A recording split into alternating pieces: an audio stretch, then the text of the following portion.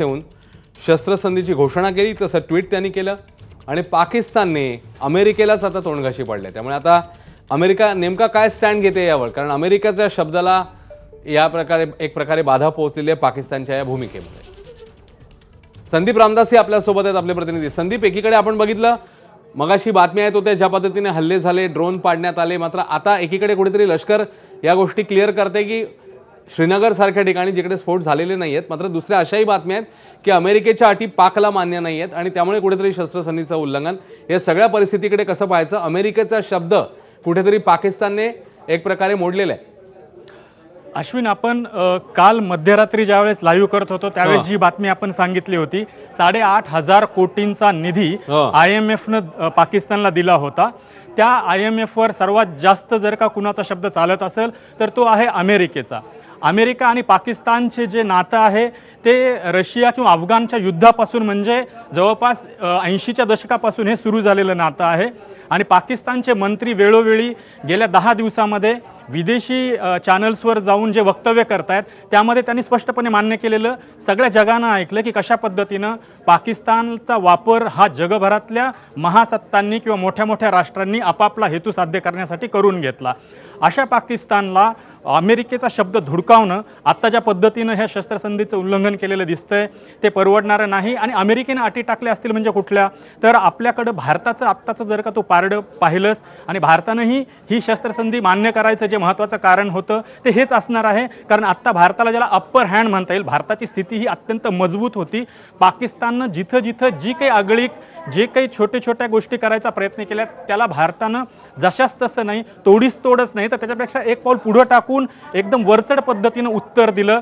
तिथं इकडं ड्रोन उडवले तर तिथं थेट लाहोरपर्यंत आपले ड्रोन जाऊन पोहोचले, त्यांच्या एअर डिफेन्स सिस्टीम आपण नेस्तनाबूत केल्या। त्याच्यानंतर काल ज्यावेळेस त्यांनी फतेह पाठवायचा प्रयत्न केला ते आपण हवेतच मारून टाकलं आणि उडवून टाकलं। आणि तेवढ्यावरच न थांबता थेट आपल्या संयमाची जी काही परिसीमा झाली त्यानंतर भारतानं पुन्हा एकदा आपण पाहिलं की तिथल्या पाकिस्तानच्या एअर बेस वेगवेगळे असतील, त्यांचे शस्त्रास्त्रांचे साठे डेपो असतील, त्याच्यावर जाऊन ज्या पद्धतीनं कडक पद्धतीने कारवाई केली, ते ज्या पद्धतीनं उडवून लावले, त्यानंतर पाकिस्तानला माघार घेण्याशिवाय कुठलाही पर्याय नव्हता। आणि त्यामुळेच त्यांनी आपला जो काही जुना त्याला मित्र म्हणूया किंवा मास्टर्स म्हणूया जे अमेरिका आहे त्यांच्याकडे कदाचित त्यांनी आपले हे रडगाणे घेऊन गेले असतील। आणि अमेरिका आणि आपल्याला माहिती आहे की ट्रम्पचे आणि आपल्या पंतप्रधान मोदींचे सुद्धा कसे संबंध आहेत आणि अनेक वेगवेगळ्या गोष्टी आता कुठल्या तरी या मुत्सद्देगिरीच्या डिप्लोमसीच्या पातळीवर अजून ठरल्या असतील।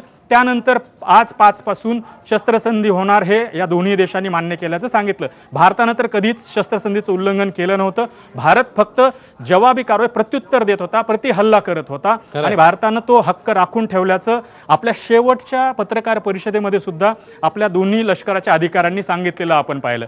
त्यामुळं एकीकडे पाकिस्तान अमेरिकेचा ट्रम्प यांचा शब्द अव्यर्थय असं दिसतंय, दुसरीकडे त्यांच्यामध्ये जी काही यादवी आहे, जे काही सरकार आणि लष्कर यांच्यामधली जी काही दरी आहे, त्यांच्यामधला जो संघर्ष आहे तो कुठं इथं आहे का असं दिसतंय। आणि याला आता भारत कसं उत्तर देणार? भारतानं ऑलरेडी जाहीर केलेलं आहे की तुम्ही कुठलाही हल्ला केलात तर त्याचा तोडीस तोड प्रति हल्ला हा होणारच आहे। त्यामुळं आपण सगळ्यांनी निश्चिंत असलं पाहिजे की भारताची सेना, भारताचं सरकार हे आत्ता जरी जी काही आगळीक ही पाकिस्तानने केली असेल, शस्त्रसंधींचं उल्लंघन केलं असेल, त्याचं उत्तर हे मिळणार आहे हे पाकिस्ताननं सुद्धा गृहीत धरायला काहीही हरकत नाही।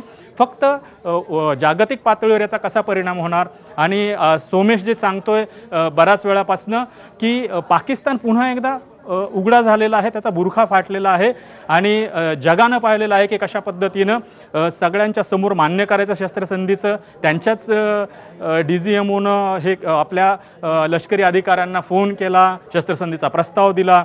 अमेरिकेनं काय जी काय मध्यस्थी केली आहे असं ट्रम्प म्हणतायत ते, आपल्याकडनं मात्र सांगितलं की हा बायलॅटरल म्हणजे दोन्ही देशांनीच घेतलेला हा निर्णय आहे। हे सगळे जर का आपण पार्श्वभूमी पाहिली तर आता पुन्हा एकदा पाकिस्तानचा बुरखा हा जगासमोर फाटलेला आहे आणि ज्या पद्धतीनं शस्त्रसंधीचं उल्लंघन केलंय त्यामुळे पुन्हा एकदा भारताला अप्पर हँड हा कालही होता तो आजही राहिलेला आहे। अश्विन, खरं आहे आणि त्याच्यामुळे येणाऱ्या काळामध्ये भारताची बाजू आणखी मजबूत होताना तर दिसते। मात्र जी बाब आपण बोललो म्हणजे ट्रम्प यांनी एकीकडे हे शस्त्रसंधी संदर्भात अनाउन्समेंट करणं आणि त्याच्यानंतर काही तासामध्ये पाकिस्तानने त्या शस्त्रसंधीचं उल्लंघन करणं, जी गोष्ट अमेरिकन राष्ट्राध्यक्षांनी अनाऊन्स केली आहे. या बॅकग्राऊंडकडे, या सगळ्या परिस्थितीकडे कसं पाहायचं? आणि आता एक अपडेट येते त्यानुसार शस्त्रसंधी मग पाकिस्तानी लष्कराला अमान्य आहे का? जसं आपण आता उल्लेख केला की पाकिस्तानी सरकार आणि पाकिस्तानी लष्कर यांच्यामध्ये कुठेतरी एकवाक्यता नाहीये कदाचित, आणि तीही बाब येऊ शकते येणाऱ्या काळामध्ये समोर. तर मग अमेरिकेचा शब्द खाली पाडणं, याला आता अमेरिका कसं रिॲक्ट होईल संदीप? अमेरिकेनं रिॲक्ट कशाही पद्धतीने होणं हे पाकिस्तानला परवडणारं नाही, हे तिथल्या अगदी काल जन्मलेल्या मुलाला सुद्धा माहिती असणार आहे.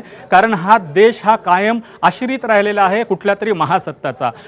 कधी त्याने अमेरिकेकडून अफगाणिस्तानचं बॅटलफील्ड केलं, म्हणजे ज्याला म्हणूया की युद्धभूमी ही अफगाण केली. अफगाणिस्तानला जेव्हा हवे होते तेव्हा इथं तयार करून त्यांनी तालिब तिकडे पाठवले, आणि या देशानं मान्य केलेलं आहे कायम की हो, आम्ही ही एक प्रकारची प्रयोगशाळा, दहशतवादाची प्रशिक्षण देणारा कारखाना, दहशतवादाची निर्मिती करणारा कारखाना आहोत, हे त्यांनी मान्य केलं आहे. आणि जेव्हा मान्य केले नाही तरी जगातले जे सेन देश आहेत, जे विचार करू शकतात, त्या प्रत्येकाला माहिती आहे की पाकिस्तान सध्या काय करतोय. आपण नेहमी उदाहरण देतो की एकीकडे अमेरिकेचा दोस्त म्हणून राहणार आणि दुसरीकडे अमेरिकेचा जो सर्वात मोठा शत्रू होता त्या ओसामा बिन लादेनला 10 वर्ष पोचणार, आणि अमेरिकेचं सैन्य पाकिस्तानला न कळू देता तिथं जाऊन ओसामा बिन लादेनला मारणार, खात्मा करणार. हा सगळ्यात मोठा सगळ्या जगासाठी संदेश होता की पाकिस्तानची कथनी आणि करणी आपण जे म्हणतो, बोलणं त्याचं एक आहे आणि कृती त्याची एक वेगळीच आहे, हे कायम जगानं पाहिलेलं आहे. आणि त्यामुळं अमेरिकेला फक्त डोळे वटारायचीच गरज आहे. ते कधीही वटारले जातील आणि पाकिस्तानला, ज्याला आपण म्हणतो की ऐकावंच लागेल, मग ते लष्कर असेल किंवा त्यांचं हे नियुक्त सरकार असेल, जर का त्याला सरकार म्हणायचं असेल तर. त्यामुळे ह्याच्याबद्दल कुठलाही किंतु परंतु मनात आणायची गरज नाही. ते येत्या काही तासांमध्ये किंवा दिवसात. महत्त्वाचं हे आहे की भारत याला कसं रिॲक्ट करतोय, तर भारत डेफिनेटली याला प्रत्युत्तर देणार.